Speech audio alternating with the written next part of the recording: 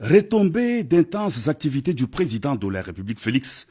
Antoine Tshisekedi Tshilombo à Washington, les États-Unis d'Amérique d'un côté et de l'autre l'Alliance de la République démocratique du Congo et la Zambie vient de conclure un mémorandum d'entente et un protocole d'accord pour développer en Afrique, dans la région de Copperbelt au sud-est de la RDC et au nord de la Zambie, une chaîne de valeur des matières premières qui entrent dans la production de batteries pour voitures électriques. Cette importante cérémonie, présidée par le chef de l'État, conjointement avec son homologue zambien Hakainde Hichilema, a mis autour d'une table le secrétaire d'État américain Anthony Blinken, le vice-premier ministre congolais des Affaires étrangères, Christophe Lutundula, et le ministre zambien des Affaires étrangères, Stanley Kakubo. Il s'agira de créer une industrie de transformation de ces matières premières stratégiques sur place en RDC et en Zambie. Les États-Unis pourront apporter leur technologie et une part des investissements.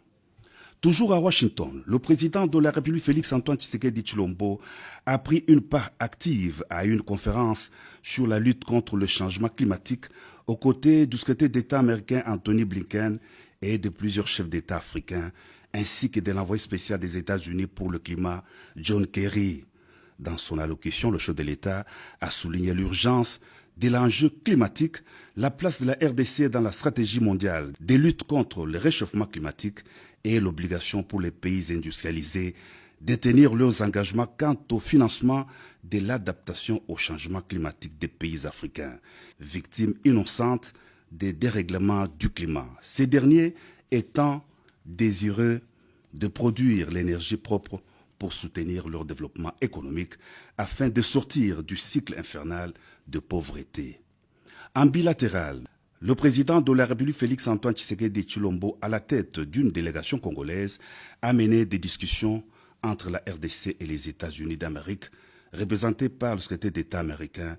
Anthony Blinken. Au cœur de leurs échanges, la situation sécuritaire dans l'est de la RDC, où le pays subit une agression injuste de la part des terroristes du M23 soutenus par le Rwanda. La RDC demande aux États-Unis de s'impliquer plus fortement